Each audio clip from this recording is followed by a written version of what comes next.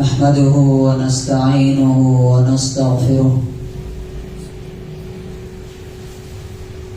ونؤمن به ونتوكل عليه ونعوذ بالله من شرور أنفسنا ومن سيئات أعمالنا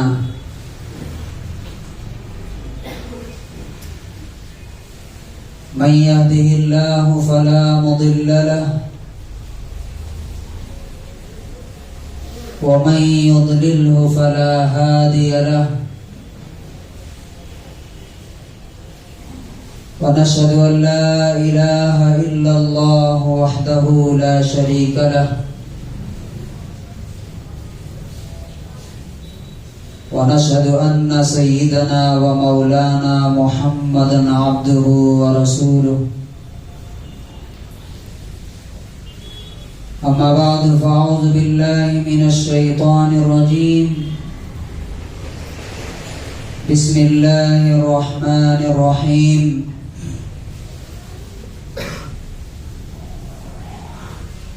يا أيها الذين آمنوا اتقوا الله ولتنظر نفس ما قدمت لغد واتقوا الله إن الله خبير بما تعملون. حضرات گرامی،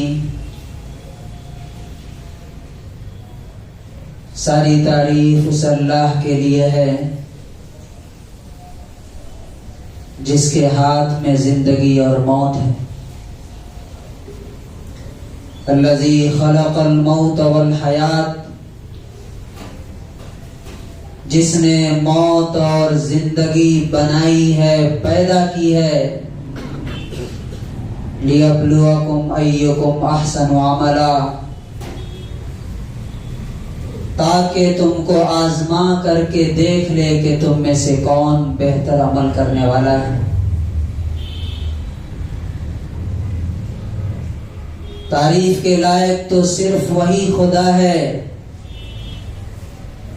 جس کے ہاتھ میں بادشاہت ہے، کنگڈم ہے. تؤتی الملک من تشاء وتنزع الملک ممن تشاء، آپ جسے چاہتے ہیں اسے حکومت دیتے ہیں اور جس سے چاہتے ہیں چھین لیتے ہیں. تعریف کے قابل صرف وہی خدا ہے جس کے ہاتھ میں عزت اور ذلت ہے. وَتُعِزُّ مَن تَشَاءُ وَتُذِلُّ مَن تَشَاءُ، آپ جسے چاہتے ہیں اسے عزت دیتے ہیں اور جسے چاہتے ہیں ذلیل کر دیتے ہیں. اور جسے اللہ تعالی ذلیل کر دے اسے کوئی عزت نہیں دے سکتا. وَمَن يُهِنِ اللَّهُ فَمَا لَهُ مِن مُكْرِمٍ، جسے اللہ ذلیل کر دے اسے کوئی عزت دینے والا نہیں. حضرات گرامی، پچھلے 2 خطبوں میں ہم نے دیکھا کہ آپ کی قبر میں اور میری قبر میں میرے عمل کے سوا، آپ کے عمل کے سوا کوئی اور آنے والا نہیں ہے. مسند احمد کی جو روایت میں نے پچھلے 2 ہفتے میں بیان کی، اس میں یہ بتایا گیا تھا کہ جب ایک نیک انسان اپنی قبر میں سارے سوالوں کا جواب دے دیتا ہے تو ایک خوبصورت انسان اس کے پاس آتا ہے. حسن الوجہ حسن الثیاب، خوبصورت چہرے والا، خوبصورت کپڑوں والا، اور طیب الریح، بہترین خوشبو والا. اور آتے ہی وہ کہتا ہے ابشر بالذی یسرک، تمہارے لیے گڈ نیوز ہے، تمہارے لیے خوشخبری ہے۔ تو وہ نیک انسان کہتا ہے من انت، تو کون ہے؟ فوجہک الوجہ الذی یجیء بالخیر، تمہارا چہرہ بتا رہا ہے کہ تم اچھائی کی خبر لائے ہو۔ تو وہ کیا کہتا ہے؟ انا عملک الصالح، میں تمہارا نیک عمل ہوں۔ وہ کہتا ہے میں تمہارا نیک عمل ہوں۔ تو وہ انسان خوش ہو کے کہتا ہے یا رب اقم الساعہ، اے میرے رب ابھی قیامت لے آئیے تاکہ میں اپنے گھر والوں کے پاس چلا جاؤں۔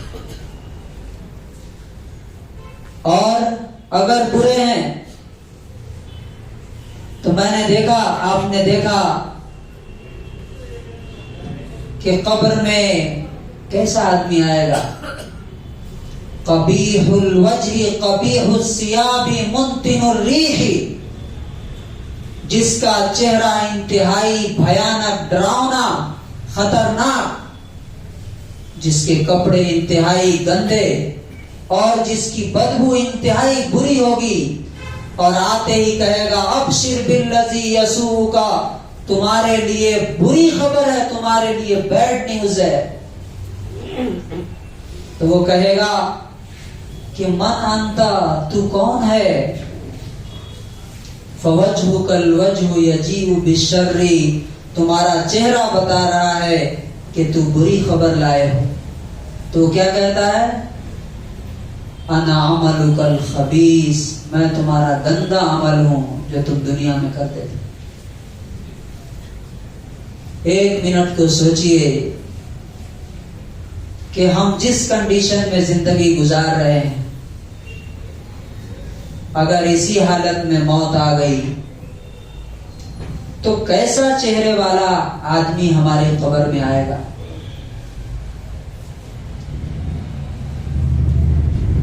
اسی سلسلے کو ہم تھوڑا آج اور آگے دیکھیں گے کہ اللہ تبارک و تعالی اسی کل کی تیاری کے لیے بار بار ہمیں یاد دلاتا ہے۔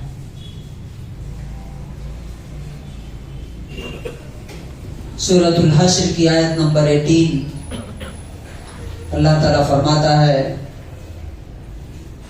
یا ایھا الذین آمنوا، اے لوگوں جو ایمان لائے ہو اللہ پر اور اس کے رسول پر، اتقوا اللہ، اللہ سے ڈرو، وَلْتَنْظُرْ نَفْسٌ مَا قَدَّمَتْ لِغَدٍ، اور تم میں سے ہر شخص یہ دیکھے کہ کل کے لیے وہ کیا کر رہا ہے، کل کے لیے کیا بھیج رہا ہے۔ ہماری دنیا کی جتنی دوڑ دھوپ ہے، جتنی محنت ہے ہماری، وہ ہم آج کے لیے نہیں کرتے، فیوچر کے لیے، آگے آنے والی زندگی میں ہمیں کوئی پریشانی نہ ہو، مصیبتوں سے ہم بچے رہیں، آرام اور سکون ملے۔ لیکن اللہ تبارک و تعالی اس سے آگے کی بات کرتا ہے کہ تمہارا اصل کل تمہاری موت سے شروع ہوگا، جو آخرت میں جنت یا جہنم پہ جا کے ختم ہو جائے گا، اس کے بارے میں سوچو۔ وَلْتَنْظُرْ نَفْسٌ مَا قَدَّمَتْ لِغَدٍ، تم میں سے ہر شخص یہ دیکھے کہ کل کے لیے کیا کر رہا ہے، کل کے لیے کیا بھیج رہا ہے۔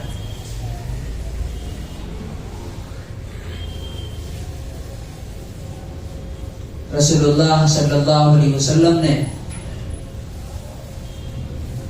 ایسے لوگوں کے لیے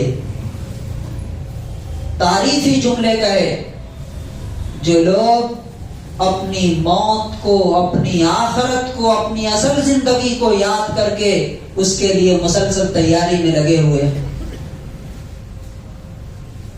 چنانچہ ابن ماجہ کی 4259 نمبر حدیث ہے، 4259۔ حضرت عبداللہ ابن عمر رضی اللہ عنہ فرماتے ہیں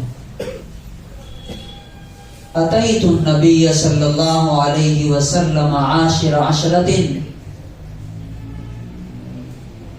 میں اللہ کے رسول صلی اللہ علیہ وسلم کے پاس 10 لوگوں کے ساتھ آیا. فقام رجل من الانصار، تو ایک انصاری صحابی اٹھے اور سوال کیا، یا نبی اللہ، اے اللہ کے نبی،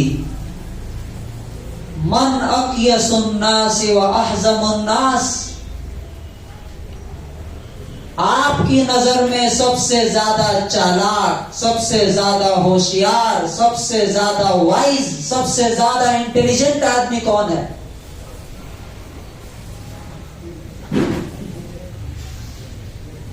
تو آپ صلی اللہ علیہ وسلم نے کیا جواب دیا؟ کہا اکثرہم ذکرا للموت، تم میں سب سے زیادہ چالاک وہ ہے جو اپنی موت کو سب سے زیادہ یاد رکھتا ہے.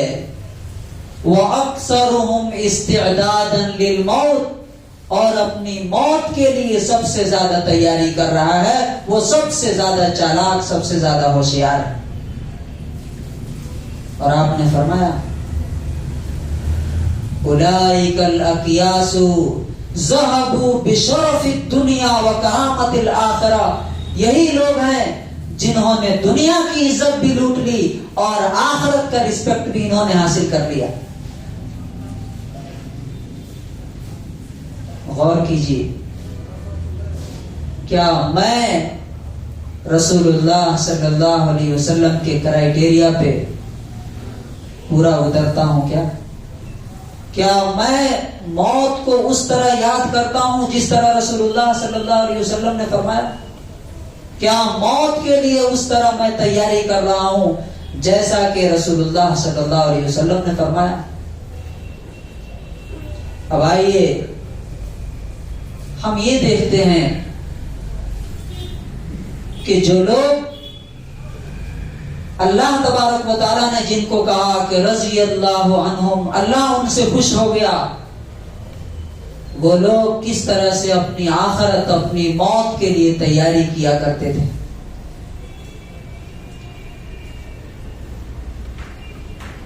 حضرت عمر رضی اللہ تعالیٰ عنہ کے بارے میں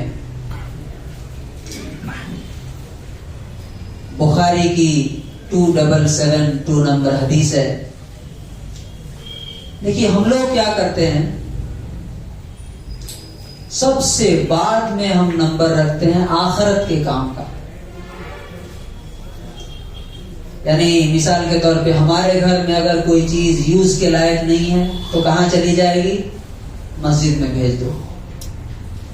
ہمارے استعمال کی کوئی چیز نہیں ہے، اللہ کے راہ میں دے دو. یعنی جو ہماری نظر میں جس کی کوئی حیثیت نہیں ہے وہ آخرت کے لیے، گویا کہ ہم اپنے لیے سب سے خراب چیز آخرت میں بھیج رہے ہیں. اس کے برعکس، اس کے اپوزٹ، اس کے الٹا آپ دیکھیے کہ صحابہ کرام رضی اللہ عنہم اجمعین وہ کیسا سوچتے تھے، وہ کیسا عمل کرتے تھے، وہ کیسی تیاری کرتے تھے. حضرت عمر رضی اللہ تعالیٰ عنہ کے بیٹے عبداللہ ابن عمر رضی اللہ عنہ کہتے ہیں کہ اصاب عمر ارضا بخیبر،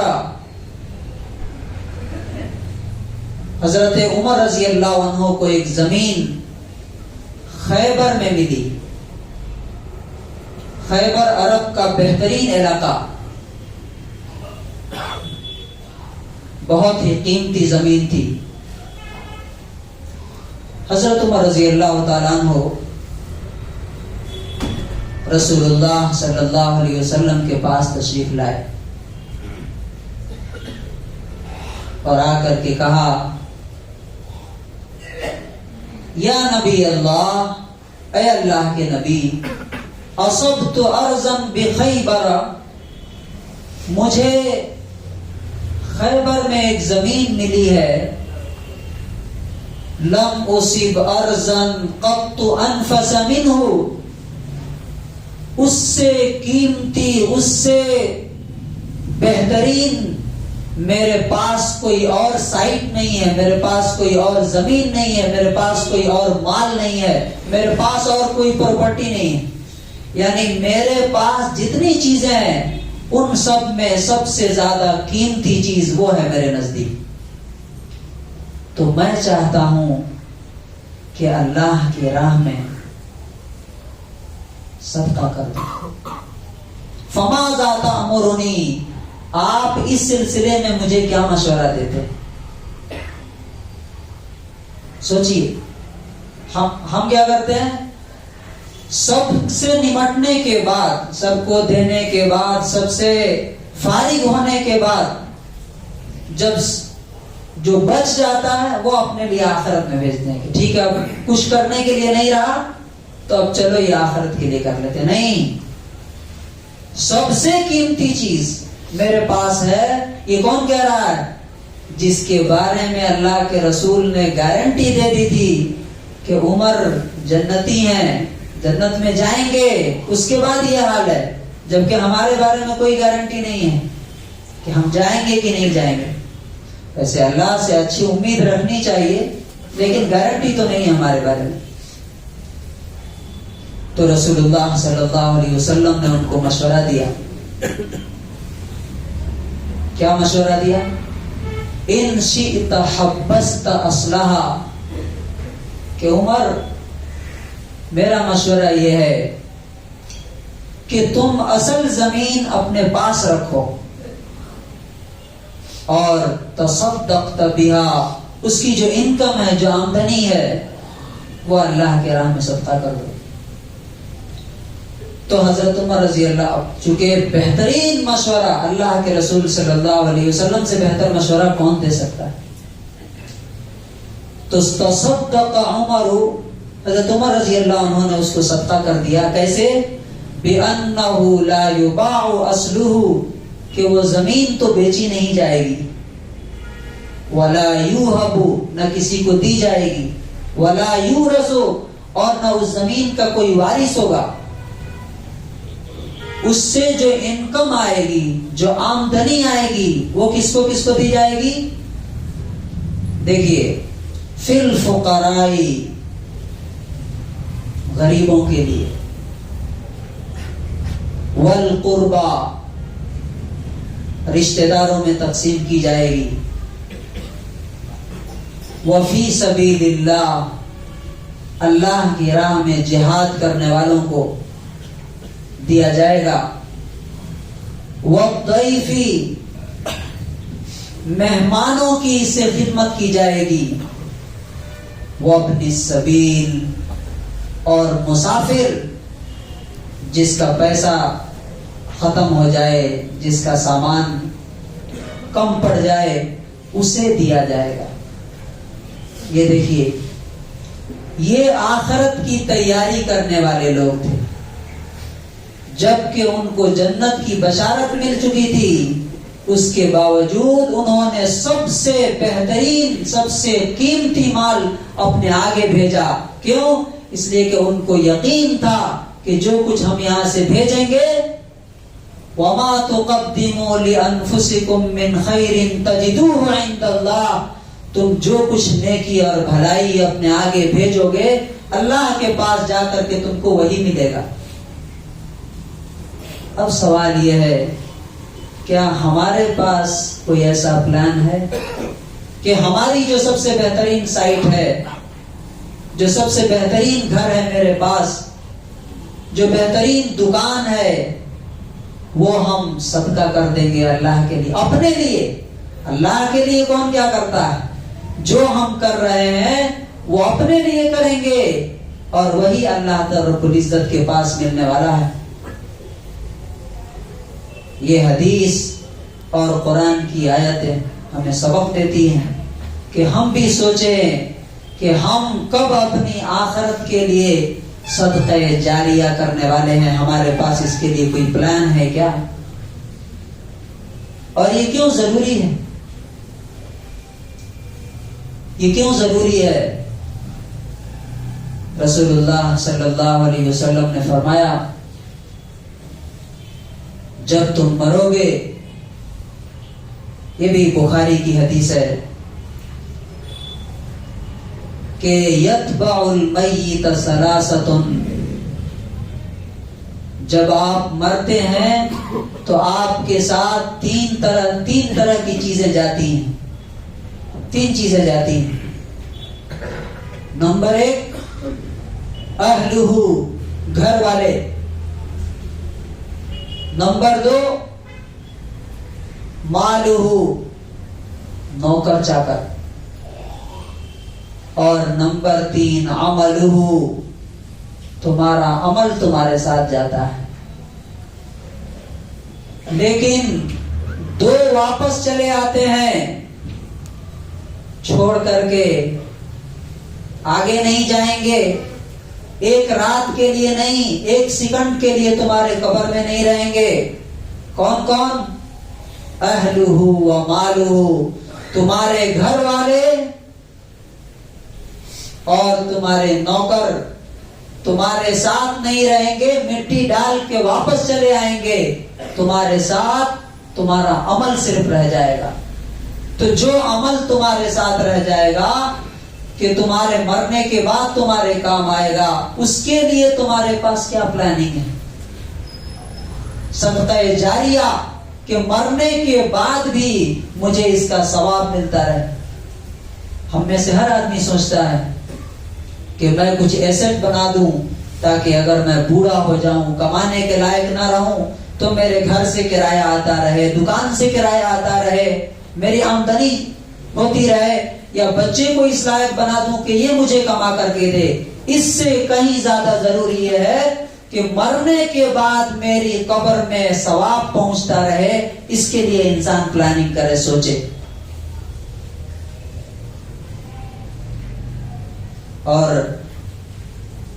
رسول اللہ صلی اللہ علیہ وسلم نے فرمایا کہ اگر تم نے کوئی نیت کی ہے، نیکی کی، بھلائی کی، تو فوراً اسے کر ڈالو، اس لیے کہ ہو سکتا ہے آج تمہارے ہاتھ میں جو ہے کل تمہارے ہاتھ میں نہ رہے۔ حضرت عبداللہ ابن عمر رضی اللہ عنہ فرماتے ہیں کہ نبی صلی اللہ علیہ وسلم نے فرمایا ما حق امرئ مسلم لہ شیء یوصی فیہ الا ووصیتہ عندہ مکتوبۃ، کہ اگر تم کوئی نیکی کرنا چاہتے ہو، کوئی صدقہ جاریہ کرنا چاہتے ہو، تم نے ارادہ کیا ہے، تو 3 راتیں بھی گزرنے نہ پائیں ان سے پہلے تم اس کو لکھ کر کے رکھ دو۔ کیوں؟ اس لیے کہ ہو سکتا ہے کہ 3 دن کے اندر تم دنیا چھوڑ کے چلے جاؤ، ہو سکتا ہے کہ شام سے پہلے دنیا چھوڑ کے چلے جاؤ اور وہ کسی اور کا ہو جائے، پھر تمہارے کرنے کا کچھ کام نہ رہ جائے گا۔ تو حضرت عبداللہ ابن عمر رضی اللہ عنہ فرماتے ہیں کہ جب سے میں نے یہ حدیث سنی ہے، تب سے جو کچھ وصیت کے لائق میرے پاس ہے، میری وصیت لکھ کر کے میرے پاس رکھی رہتی ہے۔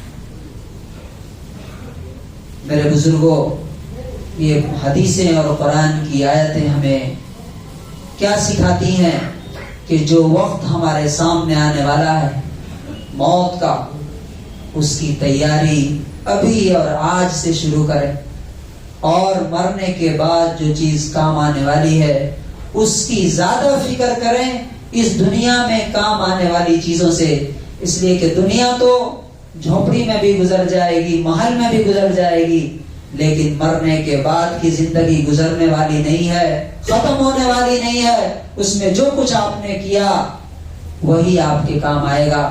اللہ تبارک و تعالیٰ سے دعا ہے کہ ہمیں بھی اپنے موت کے بعد کی زندگی کے لیے تیاری کرنے کی توفیق نصیب فرمائے، اپنے لیے صدقہ جاریہ کا انتظام کر کے دنیا سے جانے کی توفیق نصیب فرمائے۔